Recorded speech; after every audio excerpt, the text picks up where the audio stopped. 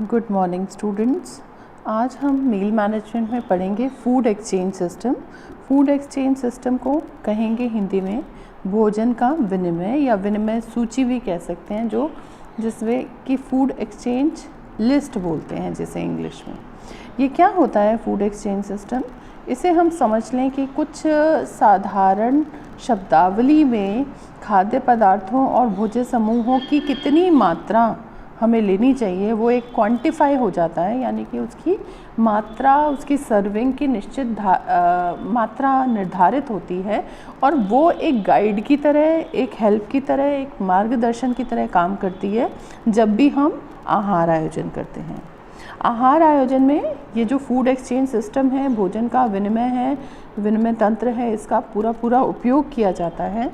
और जब भी हम एक संतुलित आहार आयोजन करना चाहते हैं तो हमारा प्रयास रहता है कि सभी भोज्य समूहों में से एक संतुलित मात्रा में सभी खाद्य सामग्री इस्तेमाल की जाए। आप सामने स्क्रीन में देख रहे हैं वो है, एक एक करके मैं बता रही हूँ आपको। फूड एक्सचेंज सिस्टम, भोजन के विनिमय में क्या क्या भोज्य समूह हैं, भोज्य समूह क्या होते हैं, फूड ग्रुप्स क्या होते हैं, ये हम ऑलरेडी पढ़ चुके हैं। उसके अंतर्गत आप क्या क्या चीज़ें ले सकते हो वो भी उदाहरण में बता चुकी हूँ आपको। विनिमय योग्य भोजन यानी कि इंटरचेंजेबल फूड, यानी वही मात्रा है, कोई भी पोषक तत्व है, कोई भी खाद्य सामग्री है, उसकी वही निर्धारित मात्रा है। उस निर्धारित मात्रा में उसमें एक ब्रॉडली क्या पोषक तत्व होंगे वो इसमें फूड एक्सचेंज लिस्ट में मेंशन्ड होते हैं। इसीलिए हमें हेल्प करता है कि कैसे हम आहार आयोजन कर सकें विभिन्न अवस्थाओं के लिए। आप पहली हेडिंग देखिए यहाँ पे। फर्स्ट ऑफ ऑल अनाज में क्या है आप देख रहे हो। खाद्य पदार्थ के अंतर्गत जैसे हमने सम्मिलित किया कि 25 ग्राम चावल मात्रा हम लिख रहे हैं, या 50 ग्राम अनाज। भाई थोड़ा चावल है लंच में खाया जा रहा है और साथ ही साथ क्या हो रहा है, अनाज, रोटी जो गेहूं के आटे से बन रही है वो इस्तेमाल की जा रही है। मात्रा लिखना और ध्यान रखना क्यों आवश्यक है? क्योंकि मात्रा के आधार पे ही उस डिश में, उस खाद्य पदार्थ में पोषक पदार्थ कितने हैं ये पता चलता है। अगर वो चावल आपने 25 ग्राम आहार में सम्मिलित किए तो उसमें करीब 90 कैलोरी हो जाएगी। देखो आप सामने देख रहे हो 90 कैलोरी हो जाएगी। और या आप 50 ग्राम अनाज ले रहे हो, क्योंकि 25 ग्राम चावल जब पक्के होंगे तो एक अलग मात्रा निकलेगी, और जब 50 ग्राम आटे की आप रोटी बनाओगे तो शायद करीब पतली पतली 2 रोटियां बन जाएंगी। तो आप ये देखिए कि कितनी कैलोरीज हो रही है इसमें। बराबर से आप देखो आगे के चौथे कॉलम में क्या लिखा है, उपलब्ध पोषक तत्व, जो न्यूट्रिएंट अवेलेबल हो रहा है वो क्या है, एक तो प्रोटीन एक तो कैलोरी। तो यानी 25 ग्राम चावल में 2 से 3 ग्राम प्रोटीन मिल जाएगा और 25 ग्राम चावल में 90 कैलोरी हमें प्राप्त हो जाएगी। तो जब हम मील प्लानिंग करते हैं तो उसमें हमें ध्यान रखना होता है हमें कितना चावल दे रहे हो टोटल करना पड़ता है, अनाज कितना दे रहे हैं वो भी टोटल करना पड़ता है। ठीक है, वो मील प्लानिंग मैं आशा करती हूँ कि हमें फेस टू फेस डायरेक्ट जब क्लासेस लगेंगी तब सिखाने का मौका मिले, ज़्यादा अच्छे से आपको समझ में आएगा। फ़िलहाल की स्थिति में आपको ये फूड एक्सचेंज सिस्टम समझ लेना चाहिए। तो या तो 25 ग्राम चावल लिया, उसमें इतनी कैलोरीज हो गई 90 कैलोरी, या 2 से 3 ग्राम प्रोटीन हो गया, या 50 ग्राम अनाज लिया। अब अनाज में कोई भी हो सकता है, बाजरे का आटा, गेहूं का आटा या ज्वार का आटा, कोई भी आटा हो सकता है। तो उसमें भी हो गई कितनी, 2 से 3 ग्राम प्रोटीन हो गया और 90 कैलोरी हो गई। ठीक है, ये क्लियर हो रही है, बातें समझ में आ रही हैं आपको। अब आप देखो कि इसको एक्सचेंज किससे कर सकते हो। भाई या मतलब आपकी डाइट में आप कितना कार्ब ले रहे हो, अनाज कितना ले रहे हो, 75 ग्राम, जिसमें कि 25 ग्राम चावल है और 50 ग्राम अनाज है। तो अब इसको रिप्लेस आप किससे कर सकते हो, 25 ग्राम चावल को के बदले आप क्या ले सकते हो, आप गेहूं भी ले सकते हो, बाजरा मक्का भी ले सकते हो, जौ भी ले सकते हो, 25 ग्राम ही लोगे। और जो 50 ग्राम अनाज लिखा है उसके बदले आप क्या ले सकते हो, साबूदाना भी ले सकते हो, चने की दाल भी ले सकते हो, क्योंकि इसमें अप्रॉक्सीमेटली इसी के बराबर कैलोरी हो जाएंगे, तो 90 कैलोरीज आता है। अब दूसरा आप देखिए, इसमें हरी पत्तेदार सब्जी आ रही है। हरी पत्तेदार सब्जी में क्या क्या होती है? जो भी डार्क लीफी वेजिटेबल आ रही है, पालक, मेथी, बथुआ, सरसों का साग, ये वाली चीज़ें इसमें हो जाएगी। संख्या, इसकी मात्रा देखिए, खाद्य सामग्री कितनी ली जा रही है, बिल्कुल लिखा हुआ है इसके आगे कि 25 ग्राम ली जा रही है। तो 25 ग्राम हरी पत्तेदार सब्जी को चेंज किससे कर सकते हो? इंटरचेंजेबल, विनिमय योग्य का मतलब कि इसके बदले आप ये ले सकते हो विकल्प के तौर पे। तो क्या ले सकते हो आप ले सकते हो मूली, धनिया, चुकंदर के पत्ते, जो भी और पत्तेदार सब्जी है वो ले सकते हो। कितनी? 25 ग्राम लोगे आप, ठीक है। अब उसके बाद यहाँ पे देखो आप 25 ग्राम ये लिया आपने, तो इसमें क्या क्या पोषक तत्व मिल जाएंगे? 90 से 1200 माइक्रोग्राम कैरोटीन मिल जाएगा, 15 से 25 मिलीग्राम कैरोटीन मिल जाएगा, और रेटिनॉल और कैरोटीन दोनों अलग अलग होते हैं, और 20 से 25 इसमें कैलोरी मिल जाएगी। तो देखो हरी पत्तेदार सब्जी में कितनी कम कैलोरी है और विटामिन ए कितना ज़्यादा मिल रहा है, ठीक है ना। तो 90 से 1200 माइक्रोग्राम्स विटामिन ए मिल रहा है, और जो कैरोटीन है वो 15 से 25 मिलीग्राम मिल रही है। तो इस प्रकार से ये हो गया। आगे बढ़े अगली चीज़ में। अगला भोज्य समूह होता है जड़ वाली सब्जियां और अन्य सब्जियां। जड़ वाली सब्जियों में आलू शकरकंद आ जाएगा, 50 ग्राम अगर वो ले रहे हैं। उसको रिप्लेस किससे कर सकते हो? एक्सचेंज, फूड एक्सचेंज सिस्टम में किससे, उसके बदले क्या ले सकते हो? केला ले सकते हैं, या चुकंदर, या मूली, या गाजर ले सकते हैं। कितना? 50 ग्राम। उतनी ही संख्या में जितना आलू या शकरकंद लिया उतनी ही संख्या में लिया, और क्योंकि इनमें कैलोरीज यानी ऊर्जा लगभग बराबर है, तो वो कितनी आ जाएगी? 50 कैलोरीज आ जाएगी, ठीक है। 50 ऊर्जा ही मुख्य रूप से मिल रही है इनमें। और फिर अन्य सब्जियों में आप देखिए, बैंगन, करेला, ककड़ी, फूल गोभी, सेम की फली, ये कितना लेंगे? 50 ग्राम लेंगे। तो बदले में इसके कोई भी और सब्जी ले सकते हैं। 50 ग्राम परवल, टिंडे, भिंडी, कद्दू, लौकी, हरा टमाटर, जो कुछ भी चीज़ लेंगे वो 50 ग्राम्स लेंगे, तो वो हमको 5 से 10 मिलीग्राम कैल्शियम दे देगा, ऊर्जा देगा 20 से 30 कैलोरी, और ये मुख्य रूप से क्या कहें कि बराबर सी इसकी कैलोरीफिक वैल्यू भी हो रही है, और इसके अंदर मुख्य रूप से खनिज और विटामिन सी होते हैं हरी पत्तेदार सब्जियों में। अब इसी में अगला देखो आप, फल में क्या है? अधिक कार्बोहाइड्रेट। कुछ फल होते हैं रसीले फल होते हैं, कुछ फल होते हैं जिनमें कार्बोहाइड्रेट की मात्रा अधिक होती है। तो जो अधिक मात्रा वाले का है, जैसे कि चीकू होता है, या केला होता है, या आम होता है, क्योंकि उसमें शुगर की मात्रा ज़्यादा होती है, ज़्यादा मीठे फल हैं भाई, तो इसलिए अधिक कार्बोहाइड्रेट वाले जो फल हैं, केला, चीकू जैसे, या नाशपाती हुई, या आम हुआ, तो ये जब 50 ग्राम लेंगे तो उसके बदले कोई भी ऐसा ही फल चेंज कर सकते हो, रिप्लेस कर सकते हो, और उसमें औसतन मान सकते हैं हम 40 से 50 कैलोरी ऊर्जा मिल रही है। और कुछ फल होते हैं जो कि कम कार्बोहाइड्रेट वाले होते हैं। तो कम कार्बोहाइड्रेट वाले कौन से होते हैं?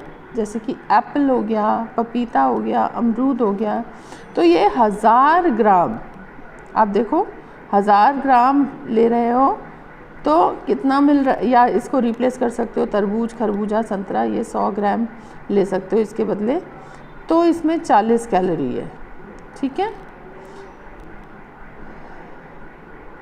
ये आगे बढ़े, इसमें शक्कर में क्या क्या होता है भाई? शक्कर होती है, चीनी होती है, गुड़ होता है।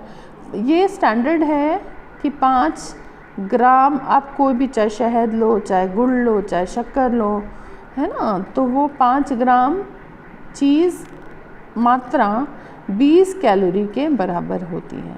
और 5 ग्राम क्या होता है? जो आपके घर में सबसे छोटा चम्मच होगा ना, जिसे चाय का चम्मच कहते हैं, इंग्लिश में टी स्पून बोलते हैं, तो उतनी मात्रा लेवल्ड स्पून, मतलब ये नहीं कि उसके ऊपर ढेर एकदम जहाँ तक चम्मच भर जाए हमने वहाँ तक भर लिया, हमें उतना ही भरना है जितना कि एक सीमित मात्रा आ जाए उस चम्मच में। मतलब चम्मच भरने के बाद आप उंगली से उसको फ्लैट कर दो, एक्स्ट्रा सामान उसका हटा दो, वो होता है 1 टीस्पून, तो वो 20 कैलोरी ऊर्जा देता है। आगे बढ़े, दाल दाल कितनी है, दाल कौन कौन सी है, अरहर है, मूंग दाल है, चने की दाल है, उड़द की दाल है, कोई भी दाल है उसको हम मान सकते हैं कि जब हम 25 ग्राम वो दाल ले रहे हैं तो उससे क्या मिल रहा है, 5 से 6 ग्राम प्रोटीन मिल रहा है और 90 कैलोरी मिल रही है। ठीक है, तो अगर आप वज़न करोगे या थोड़ा सा आइडिया लेना चाहो तो ये समझ लो, आपको एक आइडिया लेने के लिए मैं बता रही हूँ अनुमानित कि 25 ग्राम का मतलब 5 छोटे छोटे चम्मच हो गए जो चाय के, तो वो 5 चम्मच आप लेंगे तो उसमें 90 कैलोरी हो जाती हैं। तो ये दाल की हो गई। आगे देखिए आप, वसा का भी स्टैंडर्ड है, फिक्स्ड है बिल्कुल कि 5 ग्राम कोई भी लोगे, घी, मक्खन या वसा इस तरह का तेल कोई भी चीज़ लोगे वो 5 ग्राम लोगे तो उसमें 45 कैलोरी होती है। और वसा में मुख्य रूप से फैट्स ही होते हैं, वसा ही होते हैं, और लेकिन ये ज़रूरी है क्योंकि जो वसा में घुलनशील ADE के विटामिन्स हैं उनको एब्जॉर्ब होने के लिए, अवशोषित होने के लिए वसा चाहिए होता है। अगली कैटेगरी आप देख रहे हैं दूध और दूध से बने पदार्थ। ये इसमें दूध को भी मात्रा कितनी है, 50 ग्राम, और या दूध ले लो 50 ग्राम या दही ले लो 50 ग्राम। तो इसमें क्या क्या मिल रहा है, इसमें है प्रोटीन, राइबोफ्लेविन, विटामिन A, तो ये 50 ग्राम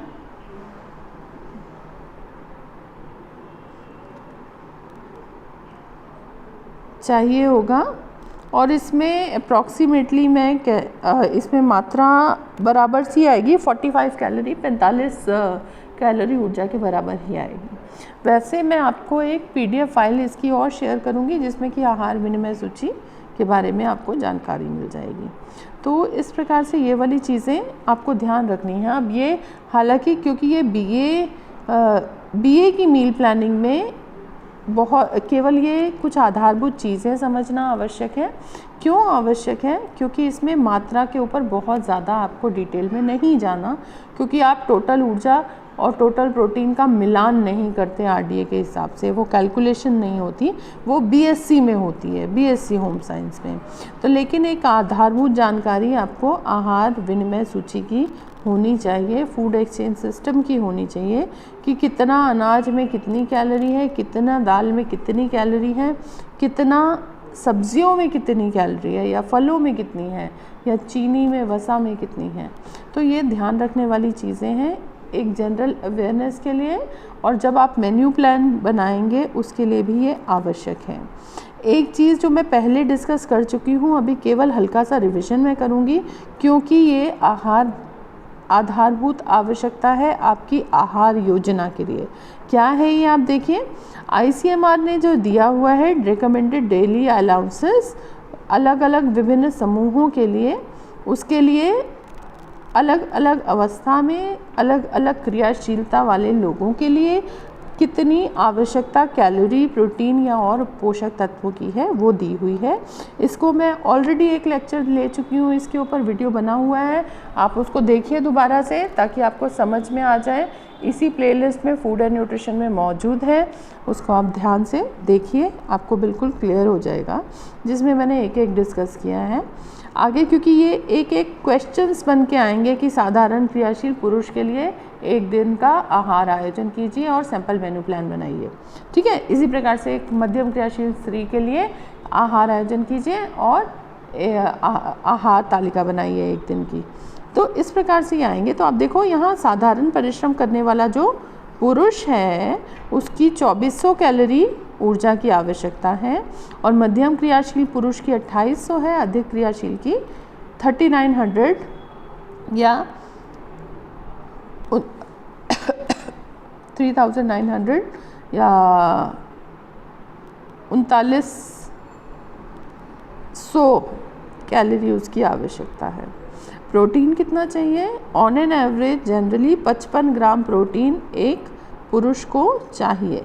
ये भी एक साधारण मध्यम अधिक उसके लिए प्रोटीन की आवश्यकता 55 ग्राम लगभग निर्धारित की है। इसको अगर हम शारीरिक भार की तुलना में देखें तो करीब 1 ग्राम प्रोटीन प्रति किलोग्राम शारीरिक भार व्यक्ति को चाहिए होता है, क्योंकि अध्ययन में बदलाव आ चुके हैं, नई नई चीज़ें निकल के आती रहती हैं।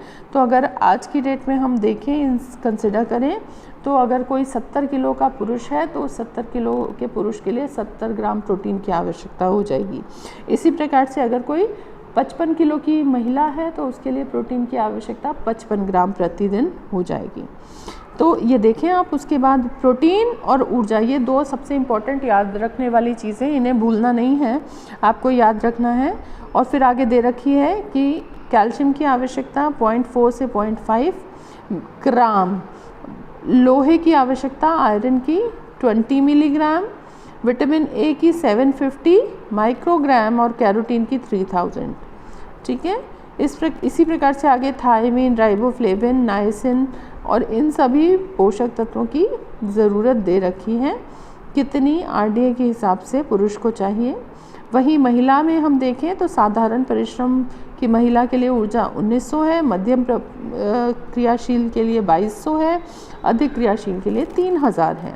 और प्रोटीन मैंने आपको बता दिया, इसमें 45 ग्राम लिखा है प्रतिदिन, लेकिन आप मान के चलिए जितना शारीरिक भार है उसको हम मान सकते हैं। तो एवरेज 45-50-55 जितना शारीरिक भार हो महिला का, उतनी ही उसे प्रति किलो शारीरिक भार के हिसाब से आवश्यकता प्रोटीन की होगी।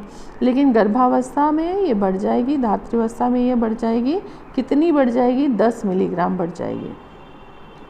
तो जो उसकी क्रियाशीलता है उसमें 10 मिलीग्राम और बढ़ा देंगे प्रोटीन की आवश्यकता, और ऊर्जा कितनी बढ़ जाएगी? Plus 300 calories. तो इस प्रकार से इसको थोड़ा दोबारा अध्ययन करिए, इन तालिकाओं को अच्छे से देखिए, और फिर हम इसके आधार पर आगे आहार आयोजन प्रारंभ करेंगे विभिन्न अवस्थाओं में। धन्यवाद।